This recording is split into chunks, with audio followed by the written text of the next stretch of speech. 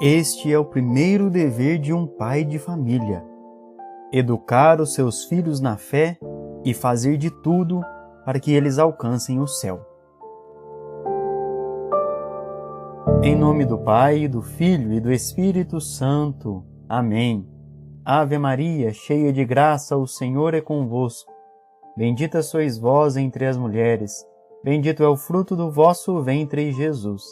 Santa Maria, Mãe de Deus, rogai por nós, pecadores, agora e na hora de nossa morte. Amém.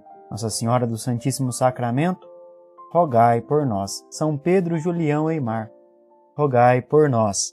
Em nome do Pai, do Filho e do Espírito Santo. Amém. Olá, meu irmão, olá, minha irmã, sejam bem-vindos ao canal Reflexos Católicos. Aqui nos reunimos para rezar, refletir e meditar sobre a vida católica, através dos ensinos que a Santa Igreja nos oferece, na Sagrada Escritura, no Magistério e na tradição. Tudo isso para que aumente em nós o amor por Jesus Cristo e a graça da vida cristã. E contamos com o auxílio valoroso do Espírito Santo, que nos convence e nos ensina sobre todas as coisas. Por isso eu peço também, no início do nosso vídeo, o seu joinha, o seu like, também a sua inscrição, se você ainda não é inscrito no nosso canal. Continue rezando conosco, continue nos acompanhando aqui no Reflexos Católicos. Isso nos fortalece muito. Tem alguma intenção, algum pedido de oração? Deixe aí nos comentários. Assim podemos todos rezar uns pelos outros. Esta é a série do Flores da Eucaristia, é uma série que acontece diária. Nós nos utilizamos das meditações, das reflexões de São Pedro, Julião e Mar, um santo francês lá do século XVI, meados do século XVI, que foi um grande amante da Eucaristia e da vida católica, é claro. Foi um padre e testemunhou com a sua vida, com o seu ministério, uma vida eucarística. Sabe, uma vivência de Eucaristia. E ele nos ensina, deixou tantos escritos, graças a Deus, que vão nos direcionando e vão fazendo com que nós amemos ainda mais a Eucaristia. E São Pedro, Julião e Mar, ele vai traçando esse nosso caminho, esse itinerário espiritual, passando por todas as instâncias da vida de um ser humano. Nós já refletimos sobre a Santa Missa, sobre o Santo Sacrifício da Missa, já refletimos sobre a adoração ao Santíssimo Sacramento, já refletimos um pouco sobre a Igreja Católica, sobre os ministérios do sacerdote, as missões do leigo, as missões do religioso, enfim, tantas coisas São Pedro e Julião esclarece para nós e, claro, sempre sob a luz da Eucaristia, sob a luz de Jesus sacramentado. E agora nós entraremos em alguns dias de meditação sobre a família. Claro, visando aí o tempo do Natal, a família de Nazaré, vivendo esse advento, e agora São Pedro e Julião vem nos falar sobre o pai de família. Vale muito a pena a reflexão de hoje, então fique ligadinho aí, tá certo? E nos acompanhe até o final. São Pedro e Julião começa dizendo o seguinte: depois dos deveres para com nosso Senhor Jesus Cristo, para com sua divina mãe e para com a Igreja, sua esposa, o adorador tem obrigações para com os demais homens e a sociedade de que faz parte. Enquanto membro de uma família, tem deveres comuns a cumprir. Enquanto membro da sociedade, relações a entreter. Enquanto cidadão, leis a observar. Irmãos, nós, como sabemos, principalmente você que já nos acompanha aqui na série do Flores da Eucaristia, nosso objetivo é formar uma milícia eucarística, uma multidão de adoradores. Essa é a nossa vocação. Se você está aqui no Flores da Eucaristia, é porque o Senhor te chama a uma vocação específica a ser um adorador, a viver como um católico adorador, com aquele que tem intimidade com Jesus na hóstia santa. E o adorador tem alguns deveres, porque a nossa vivência com Jesus sacramentado, a nossa intimidade com o Santíssimo Sacramento, faz com que nós tenhamos um compromisso a mais com as nossas obrigações. E aqui São Pedro e Julião até nos descreve algumas. Nós temos, primeiro, é claro, o óbvio dever, que é o dever para com o nosso Senhor Jesus Cristo. É o dever da nossa adoração, é o nosso compromisso com estar sendo uma companhia para Jesus sacramentado, é não deixar Jesus Cristo ficar sozinho lá na capela, é fazer comunhões que de fato sejam profundas com o nosso Senhor, é ter uma vida eucarística. Essa é a nossa primeira função, o nosso primeiro dever, é a nossa primeira obrigação como um adorador. É ter um cuidado e é ter uma atenção para com o nosso Senhor Jesus Cristo presente no Santíssimo Sacramento. É ter uma vida eucarística. Só que esse primeiro dever, como eu disse no início, ele impele em nós que nós sejamos também fiéis aos outros deveres, às nossas outras obrigações. Por quê? Porque Jesus Cristo é verdadeiramente fiel. Jesus Cristo é plenamente fiel. Ele nunca deixa de ser fiel. Tanto que Ele está lá sempre nos esperando, nos aguardando com amor, com caridade, sempre sendo fiel às nossas necessidades. Jesus Cristo nunca nega a sua presença a nós. Então, Ele demonstra a sua fidelidade na Eucaristia. Se nós queremos ser eucarísticos, nós também devemos ser nutridos por essa fidelidade. É o próprio Senhor Jesus Cristo que derrama uma graça de fidelidade sobre nós. E aí nós precisamos demonstrar e manifestar essa fidelidade nas nossas outras obrigações. E aí São Pedro Julião coloca para nós: a segunda obrigação que nós temos é com a Virgem Maria. Todo eucarístico, todo adorador é também mariano. É claro, Jesus Cristo se encarnou no ventre da Virgem Maria. O melhor modelo de adorador, o melhor modelo de cristão católico, o modelo da Igreja, o modelo de quem vive unido, completamente unido com Jesus Cristo, de quem tem verdadeiramente Deus no seu interior, é a Virgem Maria. Então ela é o nosso modelo de adorador. Nós temos que recorrer a ela, pedir que ela reze por nós, que ela interceda por nós, mas também, vendo o modelo da Virgem Maria e todas as suas virtudes, também contarmos que ela nos ensine, que ela seja a nossa mestra, que ela seja aquela que nos ensine a amar Jesus Cristo. Então temos também o compromisso com a Santíssima Virgem Maria, a Mãe da Consolação, a Senhora do Santíssimo Sacramento. E também temos os nossos compromissos para com a Igreja. Nós temos que ter uma vida sacramental, claro, nós temos que guardar os mandamentos da Igreja, nós temos que ser de fato católicos verdadeiros. E para além disso, nós temos os nossos compromissos com a sociedade, irmãos. Nós somos inseridos no mundo, nós vivemos neste mundo. Não somos do mundo, mas vivemos neste mundo. E a nossa manifestação de fidelidade às leis que regem a sociedade é também uma forma de nós nos santificarmos. Se você quer saber um pouquinho mais disso, se você quer rezar um pouquinho mais com este tema, com este assunto, ou seja, de nós sermos fiéis à nossa vida civil, à nossa vida em sociedade, vá lá na oração da manhã da última sexta-feira. Lá nós vivemos isso, nós rezamos isso. A oração da manhã do dia 2 de dezembro, em que nós rezamos e meditamos, nós refletimos um pouco sobre isso, sobre como ter uma santidade, fazendo a vontade de Deus nas coisas da vida, nas coisas do dia a dia, nos deveres que nós temos em sociedade. Então vá lá que vale a pena. Se nós queremos ser santos, cumprindo a vontade de Deus, nós podemos começar pelas nossas obrigações, pelos nossos deveres em sociedade. Sexta-feira, dia 2 de dezembro, nós refletimos sobre isso na oração da manhã. Corre lá que vale a pena. Mas toda essa introdução que São Pedro Julião fez e que nós também aqui refletimos um pouco na meditação de hoje, é para nos dizer que dentre essas obrigações, repetindo, começando pela nossa devoção e pelo nosso amor, pela nossa fidelidade ao nosso Senhor Jesus Cristo, depois a Santa Igreja junto com a Virgem Maria, nós temos também os nossos deveres de sociedade, temos ainda os nossos deveres da família, as nossas obrigações enquanto membros de uma família. E especificamente São Pedro Julião vai refletir hoje e nos próximos dias sobre os deveres e a santidade ou a santificação, o caminho de santificação do pai de família. Vamos ao primeiro dever. O primeiro dever de um chefe de família é o cuidado da santificação dos seus. Dever este que a natureza lhe impõe, que é o desejo de Deus e do qual depende a sua própria salvação. Este dever se lhe apresenta sob um tríplice aspecto, correspondente aos seus títulos de esposo, de pai e de amo. Então vamos lá. São Pedro Julião nos disse muita coisa em poucas palavras. O primeiro dever de um chefe de família, de um pai de família, do homem da casa, é o cuidado para que todos os seus, para que os membros da sua família caminhem um caminho, realizem, exerçam, andem um caminho de santidade, rumo ao céu, rumo à santificação.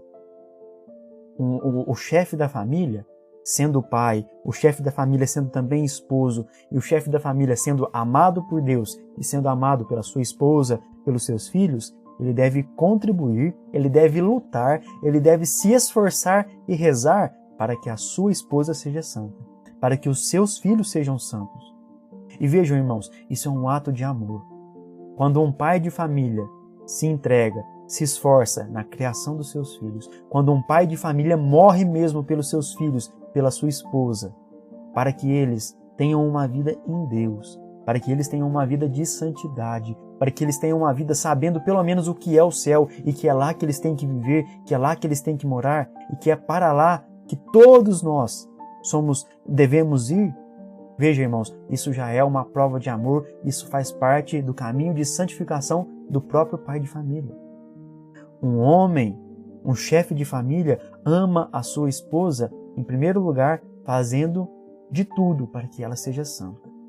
Um pai de família ama os seus filhos, em primeiro lugar, fazendo de tudo para que eles sejam santos. Repito, isso é prova de amor, porque quando um homem, quando um pai de família, quando um chefe de família, o chefe da casa, tem isso em mente, irmãos, ele se esforça, ele faz de tudo para que toda a sua família chegue ao céu juntos, para que todos possam gozar da felicidade eterna. Um pai de família, um homem da casa, um chefe, um esposo, ele não quer de jeito nenhum ver a sua família padecendo no inferno eternamente, de maneira alguma.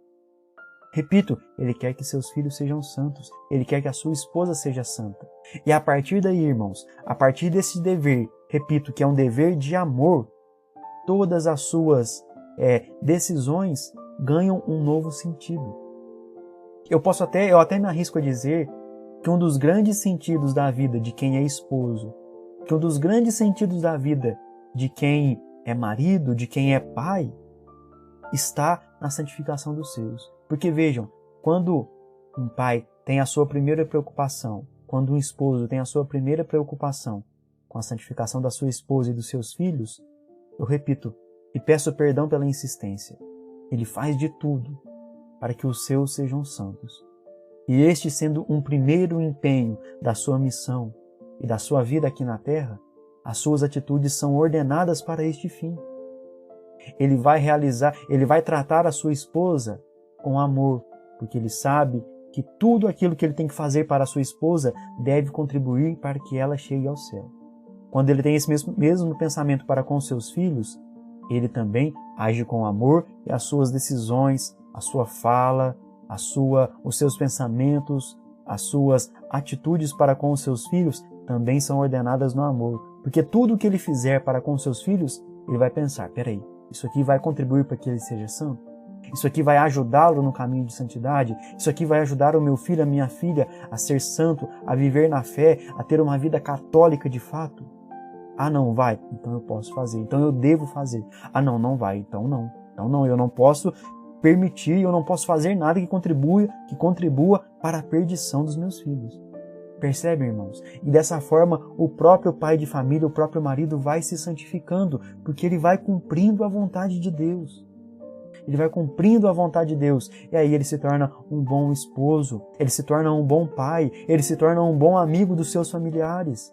Ele se torna um exemplo de cristão, de católico. Um exemplo de quem busca a santidade. Olha que maravilha, irmãos. E antes de passarmos para o próximo parágrafo, irmãos, eu tenho, nos últimos meses, me dedicado um pouco ao estudo, ao conhecimento da vida e da obra de Santa Teresa Benedita da Cruz, Santa Edith Stein. E esta santa, ela dedicou grande parte da sua vida pela formação humana, pela formação do ser humano. E ela pensa a formação como uma coisa integral, ou seja, como uma coisa que tem que englobar todas as áreas. O ser humano deve ser formado em todas as áreas, na sua psicologia, na sua espiritualidade, na própria pedagogia, no modo de ser, de aprender as coisas, de ensinar. E aí ela tem uma frase, um pensamento muito bonito a respeito da educação dos filhos. Ela diz o seguinte: é nos anos da infância que deve ser criado um fundamento para a formação religiosa de toda a vida. Ou seja, quando os pais educam os filhos, sobretudo quando os filhos são criança, é neste momento que eles têm a grande oportunidade de fazer com que esses mesmos filhos, com que essas crianças possam ter no seu coração a semente da vida católica, a semente da vida cristã plantada E assim, é o momento dessa semente ser enraizada, é o momento das graças do batismo, é o momento da graça da vida cristã se enraizar no coração, na alma dessas crianças. É no momento da infância dos filhos que os pais têm o seu grande momento de cooperar com a graça de Deus para que seus filhos caminhem o bom caminho, ainda que por algum tempo eles se desviem. E aí eu posso testemunhar isso. Eu fui criado num ambiente católico, graças a Deus, meus pais me educaram na vida católica, mas ali, entrando na minha vida adolescente e já também entrando na minha vida adulta, eu andei completamente fora da igreja. Eu andei completamente fora das graças de Deus. Eu deixei a vida católica.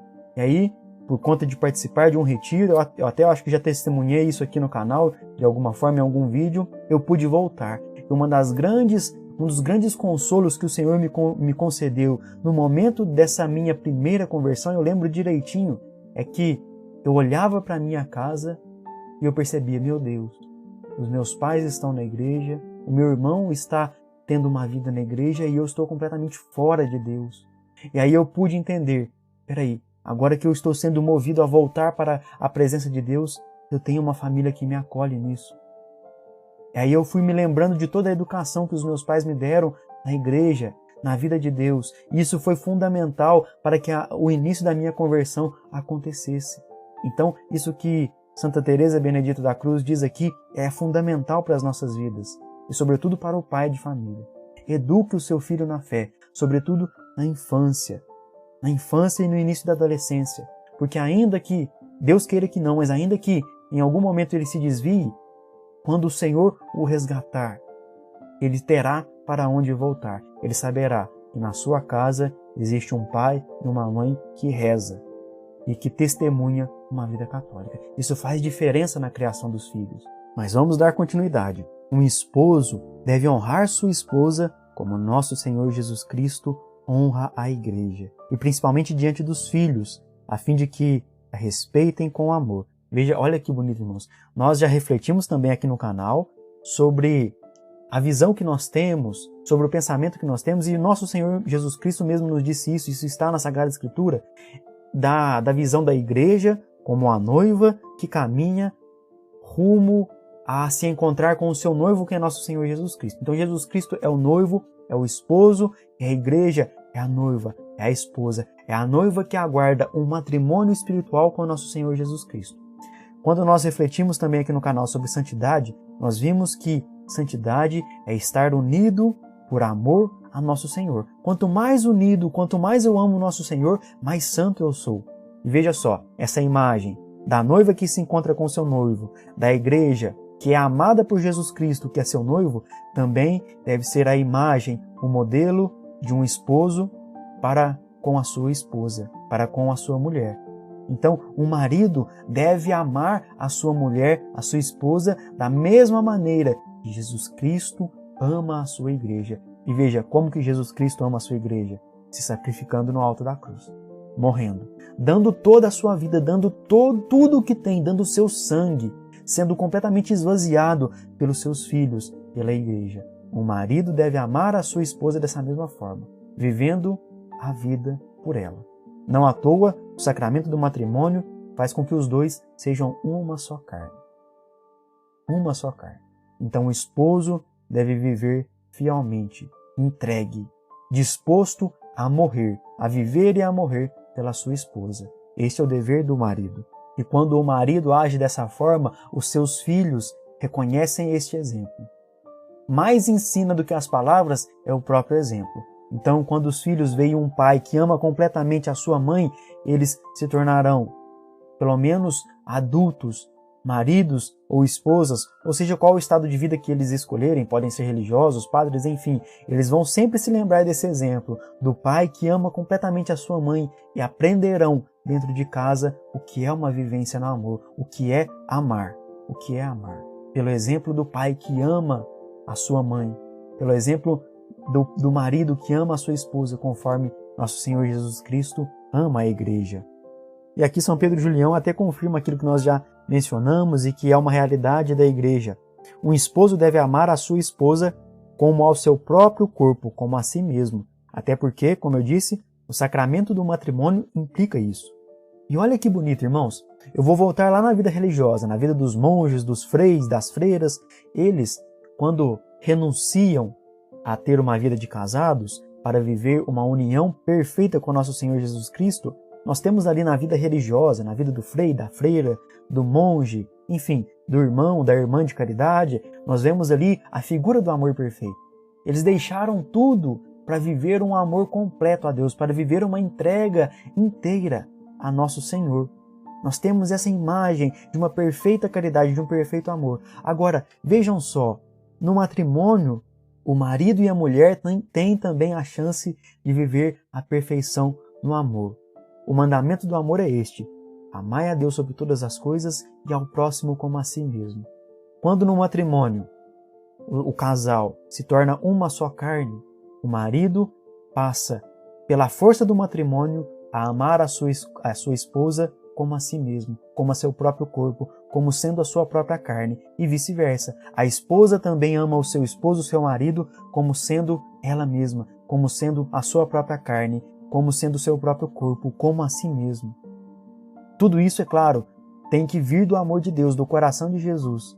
Por isso que, repito, o marido tem que amar a esposa conforme Jesus Cristo amou a igreja. E segundo, ele tem que amar a sua esposa sabendo que ela é a mesma carne que ele.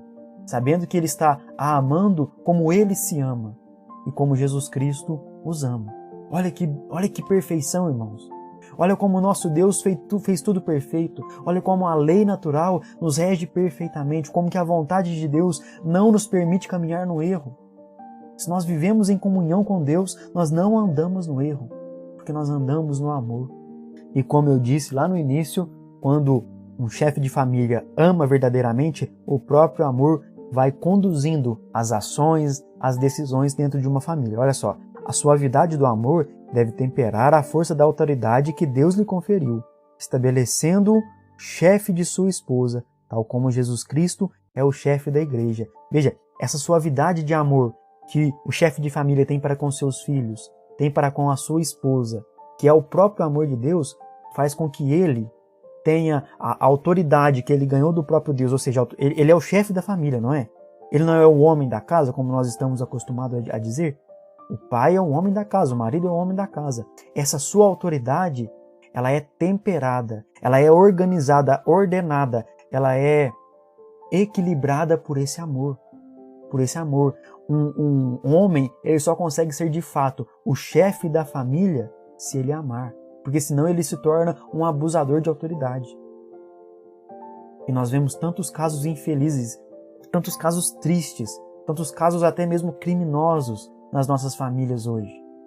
Mas quando o amor de Deus está na família, quando o amor de Deus está no coração do homem, no coração do pai, do chefe de família, do marido, pronto, não há nenhum abuso de autoridade. E aí, aquilo que está lá na Sagrada Escritura, que nós vemos e que hoje é tanto atacado, porque não é nem mesmo entendido, que é a submissão da esposa a seu marido, da mulher a seu esposo, ela se faz valer, porque ela é submissa ao amor.